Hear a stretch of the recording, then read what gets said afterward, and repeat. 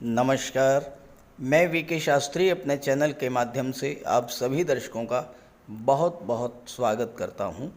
ग्रहों के महामंत्री, देवताओं के गुरु, देवगुरु बृहस्पति, जो कि ज्ञान, धन, संतान, विवाह और भाग्य के कारक होते हैं, 4 सितंबर 2023 को मेष राशि में वक्री हो रहे हैं और 31 दिसंबर 2023 तक मेष राशि में ही वक्री रहेंगे। एक आम धारणा है कि वक्री अवस्था में ग्रह उल्टी दिशा में गतिमान होता है, लेकिन ऐसा नहीं है। होता यह है कि वक्री होने पर ग्रह की चाल सामान्य अवस्था से कम हो जाती है और पृथ्वी से देखने पर ऐसा लगता है कि ग्रह उल्टी दिशा में गतिमान है। वक्री अवस्था में ग्रह की स्पीड तो धीमी हो जाती है, लेकिन उसे चेष्टा बल प्राप्त हो जाता है और ऐसे में ग्रह की फल प्रदान करने की क्षमता 3 गुना तक बढ़ जाती है। इसके अलावा वक्री ग्रह एक भाव पीछे का भी फल देने लगता है। देवगुरु को ज्योतिष शास्त्र में सर्वाधिक शुभ ग्रह माना गया है और इसीलिए गुरु के वक्री अवस्था में गतिमान होने के ये 118 दिन, लगभग 4 माह आपके लिए बहुत ही महत्वपूर्ण होने जा रहे हैं। तो गुरु के वक्री होने का कुंभ राशि के जातकों के जीवन पर क्या प्रभाव पड़ेगा, इसी का विश्लेषण करेंगे इस वीडियो में। ये विश्लेषण आपकी चंद्र राशि के आधार पर किया जा रहा है और वीडियो के अंत में मैं आपको देवगुरु के उपाय भी बताऊंगा। तो ये है कुंभ राशि के जातकों की कुंडली। आपके लग्न के स्वामी हैं शनिदेव। शनिदेव का गोचर आपकी कुंडली के लग्न भाव में है और इस समय कुंभ राशि के जातकों के जीवन में शनि की 7.5 का दूसरा चरण गतिमान है। देवगुरु का गोचर कुंडली के तीसरे भाव में है, पराक्रम भाव में। 4 सितंबर को देवगुरु वक्री हो जाएंगे और वक्री होने पर देवगुरु एक भाव पीछे का भी फल प्रदान करेंगे, यानी देवगुरु दूसरे भाव, धन के भाव का भी फल प्रदान करेंगे। देखिए, कुंभ राशि के जातकों के जीवन में पिछले 6-7 महीने बहुत ज़्यादा कष्ट कर रहे होंगे। एक तो शनि की 7.5, दूसरे 22 अप्रैल को जैसे ही देवगुरु तीसरे भाव में आए, राहु के साथ गुरु चांडाल योग बन गया। अब एक तो 7.5 और दूसरे गुरु चांडाल योग पूरे आपकी लाइफ को डिस्टर्ब करके रख दिया होगा। 7.5 और गुरु चांडाल योग ने सबसे बड़ा जो नकारात्मक प्रभाव पड़ा होगा वो आपके स्वास्थ्य को लेकर, क्योंकि शनि लग्न में बैठे हैं और 12वें भाव के स्वामी हैं। 12वां भाव अस्पताल का होता है, लग्न भाव आपका स्वास्थ्य होता है। स्वास्थ्य संबंधी समस्याओं को लेकर के आपको अस्पताल के चक्कर लगाने पड़े होंगे। दूसरी बात, भयानक आर्थिक संकट से आप गुजरे होंगे। गुरु होते हैं धन के कारक और लाभ के भाव के स्वामी हैं। बहुत प्रयास किया होगा आपने, लेकिन धन की प्राप्ति नहीं होगी। एक एक पैसे के लिए आपको कठोर संघर्ष करना पड़ा होगा। एफर्ट्स आपने बहुत किए होंगे, लेकिन आपको अपेक्षित परिणाम नहीं मिला होगा। और इसके अलावा मानसिक चिंता, मानसिक तनाव, परिवार में कलह, परिजनों से संबंध खराब होना, कार्य क्षेत्र में रुकावट, बाधाएं, बॉस का, सीनियर्स का सहयोग न मिलना, नौकरी, शिक्षा, प्रतियोगिता की दृष्टि से समस्याएं आना, और इन सब से बढ़कर के जो सबसे बड़ी परेशानी आपके साथ आई होगी वो ये आई होगी कि इस मुश्किल समय में आपके अपनों ने ही आपका साथ छोड़ दिया होगा। ऐसे लोग, ऐसे मित्र, ऐसे संबंधी जिनकी आपने बहुत मदद की होगी, जब आपको आवश्यकता पड़ी होगी तो उन्होंने आपसे किनारा कर लिया होगा और ऐसी स्थिति में आपको बहुत ज़्यादा कष्ट महसूस हुआ होगा। लेकिन अब देवगुरु आपकी इन सभी समस्याओं का समाधान लेकर के आ रहे हैं। गुरु के साथ राहु का गोचर है, लेकिन इस समय और 4 सितंबर को जब देवगुरु वक्री होंगे, राहु अंश बल से पूरी तरह से कमज़ोर हो चुके होंगे। राहु का कोई प्रभाव गुरु पर नहीं होगा और 30 अक्टूबर को राहु राशि परिवर्तन करके धन भाव में चले जाएंगे। वक्री अवस्था में गुरु का चेष्टा बल 3 गुना तक बढ़ जाता है, तो गुरु आपकी सभी समस्याओं को समाप्त करने के लिए ही वक्री हो रहे हैं। कैसे आप ये समझें। कुंडली का जो तीसरा भाव है, 7वां भाव है और 11वां भाव है, ये होता है काम त्रिकोण। काम का मतलब आपकी इच्छाएं। गुरु का काम त्रिकोण में गोचर करना आपकी इच्छा पूर्ति में सहायक होने जा रहा है।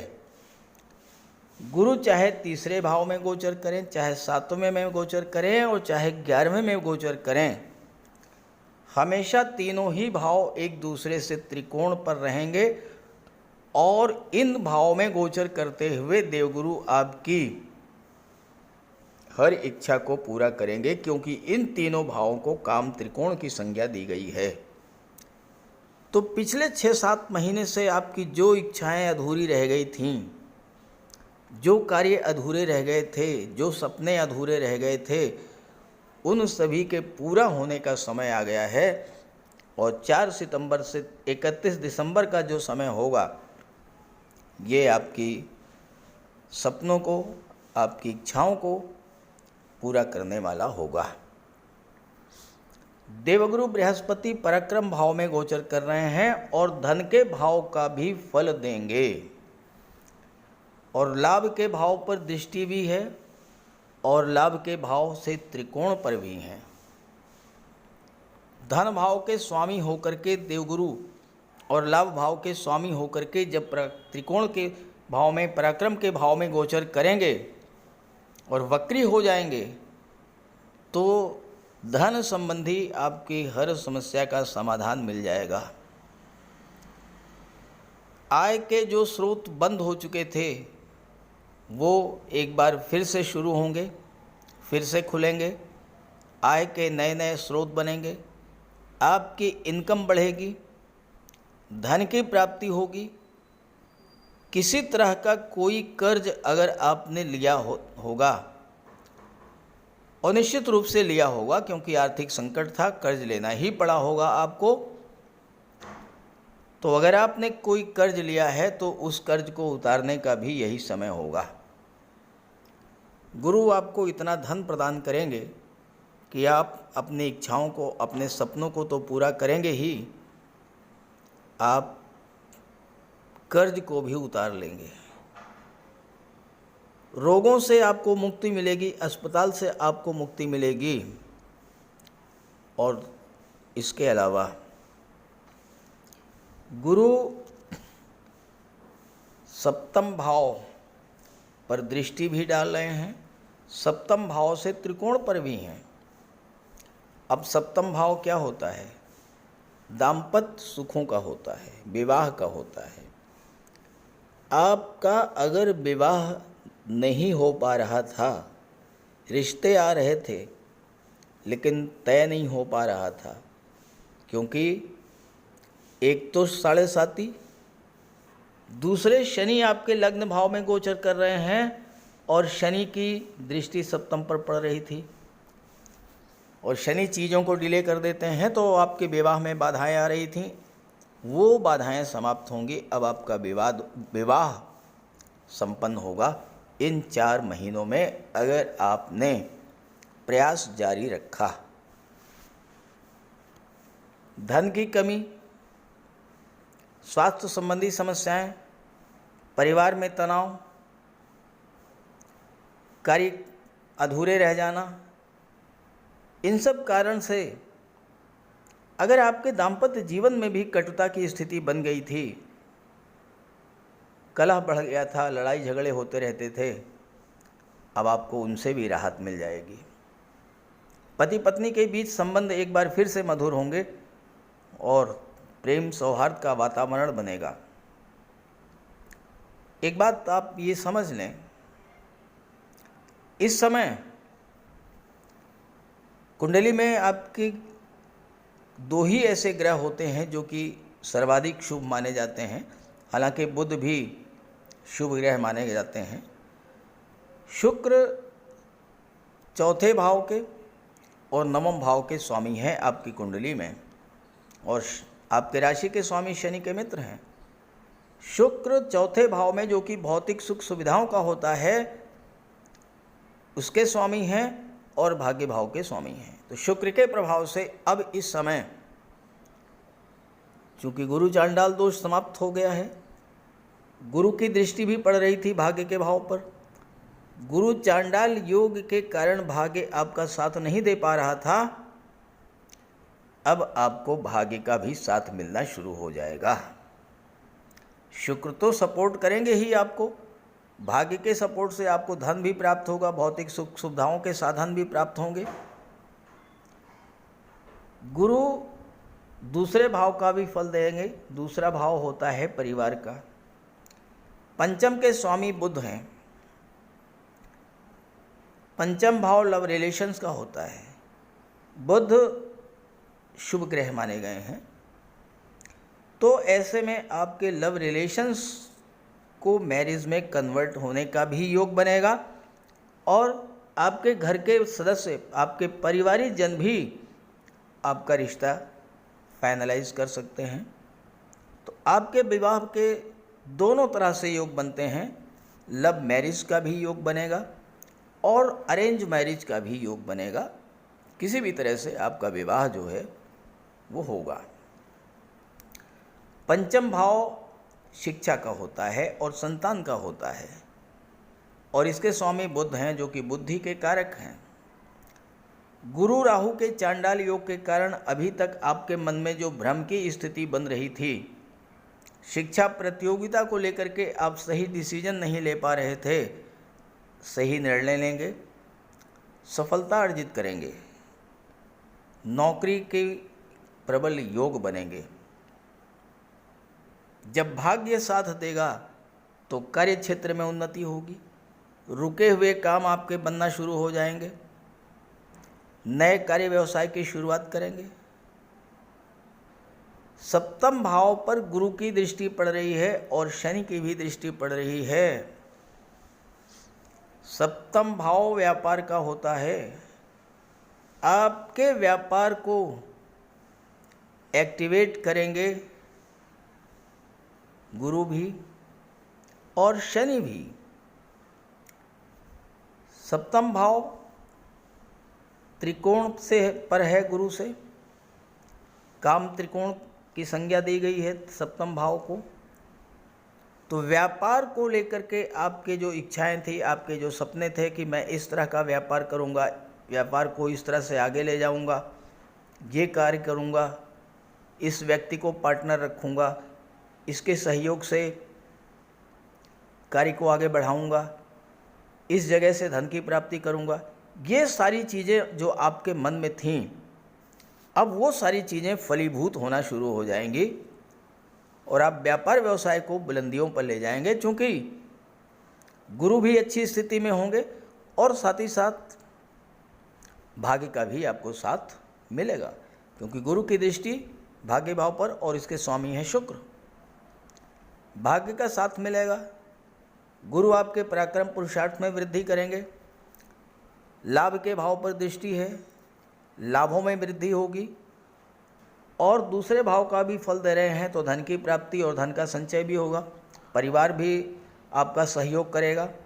परिवार के लोग जो किसी वजह से आपसे दूर हो गए थे वो भी आपके पास आना शुरू कर देंगे। फ्रेंड सर्किल भी आपका बढ़ेगा। तो इस तरह से कुंभ राशि के जातकों के लिए बहुत ही अच्छा रहेगा गुरु का वक्री होना, और इस गोचर का आप पूरा लाभ उठाएं। हाँ, अगर आपके जन्म कुंडली में गुरु कमज़ोर हैं तो आप देवगुरु का उपाय भी करते रहें। तो बात करते हैं उपायों पर। कुंडली में देवगुरु बृहस्पति का बहुत ही महत्वपूर्ण स्थान है, क्योंकि देवगुरु कुंडली के पंचम और नवम भाव के कारक होते हैं। पंचम भाव से संतान का विचार किया जाता है, शिक्षा का विचार किया जाता है, और नवम भाव से भाग्य का विचार किया जाता है। गुरु ग्रह भाग्य के लिए जिम्मेदार माने जाते हैं, और किसी भी कार्य की सफलता के लिए देवगुरु का मजबूत होना बहुत ज़रूरी है। जब कुंडली में देवगुरु मजबूत होते हैं तो भाग्य का साथ मिलता है। जिस काम में हाथ डालते हैं वो सफल होता है। विवाह समय से होता है। शिक्षा अच्छी मिलती है। गुरु की कृपा रहती है।